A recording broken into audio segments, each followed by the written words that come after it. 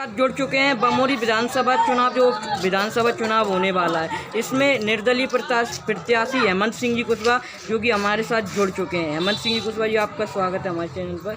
जी, हम आपसे पहला प्रश्न यही पूछेंगे कि उप विधानसभा चुनाव हो रहा है, आपने मतलब आपको कैसी जनता मिली, जो कि आप जो चुनाव लड़े आपको जनता से कैसा प्यार मिला? कि आपको पता होगा भारतीय जनता पार्टी और भारतीय राष्ट्रीय कांग्रेस दोनों बहुत फेमस हैं, आपको पता होगा, दोनों ही चुनाव लड़ रही हैं। आपको पता होगा रमेश डावर जी, इनकी भी कोई गिनती नहीं हो रही है, लेकिन आपको ऐसा क्या लगा, जनता के ऊपर कैसा विश्वास दिखा जो आप निर्दलीय चुनाव लड़ रहे हैं? ये बमोरी क्षेत्र जो है मेरे लिए कोई अपरिचित क्षेत्र नहीं है। मैं वर्षों से इस क्षेत्र में घूम रहा हूँ। बमोरी विधानसभा की जो समस्याएं हैं वो मेरे को जानकारी है।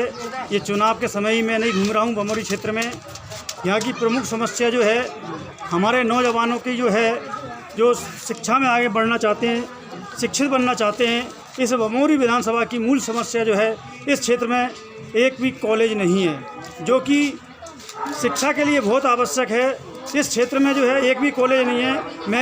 मेरी पहली प्राथमिकता रहेगी कि इस बमोरी विधानसभा क्षेत्र में एक कॉलेज हो, जिससे कि हमारे बच्चे जो है आगे पढ़ सकें। जिनको गुना जाना पड़ती है, उनकी शिक्षा के व्यवस्था यहीं पे होना चाहिए। दूसरी चीज़ ये है कि यहाँ पर गुना बमोरी विधानसभा क्षेत्र में कोई भी ITI कॉलेज नहीं है, जबकि टेक्निकल कॉलेज इस विधानसभा क्षेत्र में होना चाहिए।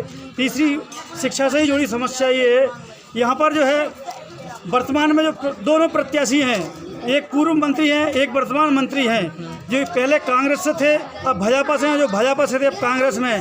दोनों ने अपने दल बदल लिए हैं, इन्होंने अपना धर्म बदल दिया है, अपनी नीति नीयत बदल दी है। और दोनों पार्टियों ने जो है, इन पार्टियों में चाहे भारतीय जनता पार्टी हो और चाहे कांग्रेस पार्टी हो, कांग्रेस पार्टी के पास इतने सदस्य होने के बाद, इतने कार्यकर्ता होने के बाद, कांग्रेस पार्टी में एक भी इनको ऐसा प्रत्याशी नहीं मिला जिसको ये चुनाव लड़ा सकें।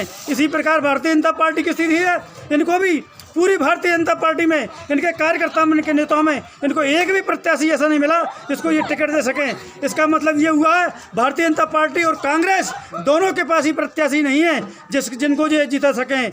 और ये मैं आपको तो बताना चाहता हूँ कि निर्दलीय प्रत्याशी के रूप में मेरे को इसलिए उतरना पड़ी कि दोनों ही जो प्रत्याशी हैं, इन्होंने क्षेत्र के जनता ने इन पर विश्वास किया, इनको विधायक बनाया, इनको मंत्री बनाया, लेकिन इन्होंने क्षेत्र में कोई विश्वास नहीं किया, विश्वास व्यक्त नहीं किया और ना ही कोई विकास किया है।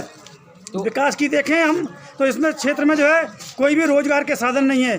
और मैं आपको बता देना चाहता हूँ कि दोनों ही जो प्रत्याशी रहे हैं, जो विधायक रहे हैं, मंत्री रहे हैं, विधानसभा में इनसे पूछा जाए कि बमोरी क्षेत्र के विकास के लिए इन्होंने कब प्रश्न उठाएं, कब विधानसभा में प्रश्न लगाएं, कब प्रश्न पूछे हैं। मैं इनसे पूछना चाहता हूं और क्षेत्र की जनता से भी कहना चाहता हूं कि इनसे प्रश्न कीजिए। आपको हमने विधायक बनाया, मंत्री बनाया, कि आपने जो है विधानसभा में क्षेत्र के विकास के लिए कौन सी प्रश्न जोड़ा, कौन सी समस्या उठाई? और हमारे वर्तमान मंत्री कहते हैं कि कमलनाथ जी मेरे सुनते नहीं थे। यदि मुख्यमंत्री आपकी सुनता नहीं था तो आपने जो है क्षेत्र की जनता के सामने ये प्रश्न क्यों नहीं रखा? क्षेत्र की जनता को सामने आप साथ में ले जाते और विधानसभा का घेराव कर दे। कमलनाथ जी को नहीं, कमलनाथ जी की पूरी पार्टी को सुनना पड़ती। इसी प्रकार हमारे पूर्व मंत्री हैं, जो भी उन्होंने भी कोई विकास काम नहीं किया, कोई पार्टी बदल के आए। एक और प्रश्न आपसे कि जो भारतीय राष्ट्रीय कांग्रेस वाले बोल रहे हैं कि महेंद्र सिंह सिसोदिया जी ने अपने आप को बेच दिया, क्या उनकी इस बात में थोड़ी बहुत सच्चाई है या वो झूठ बोल रहे हैं? इस बारे में हमारे लिए प्रमाणिक तौर पे हमारे पास कोई सबूत नहीं है, इसलिए हम प्रमाणिकता से कोई बात बोलना नहीं चाहते। लेकिन क्षेत्र की जनता में आज जैसा कि आप खुद पूछ रहे हैं, आप इस क्षेत्र के नागरिक हैं, लेकिन भले ही आपकी उम्र छोटी है, कम है, लेकिन आप एक जागरूक इंसान हैं। मुझे बड़ी खुशी है आप इतने जागरूक हैं। और आज जैसा कि आपके जबान पे है, ऐसा ही पूरे क्षेत्र में बच्चे की और मतदाताओं की जबान पर है। मैं इस बात को नहीं कह रहा, ये बात आप खुद कहकर सिद्ध कर रहे हैं कि कुछ ना कुछ गड़बड़ तो हुई है।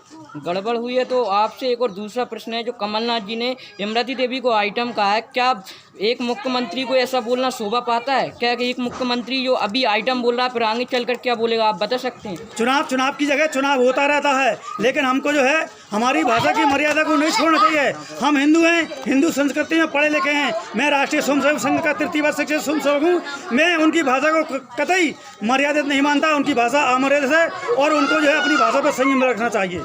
ठीक है, बहुत बहुत धन्यवाद आपका। जी, आप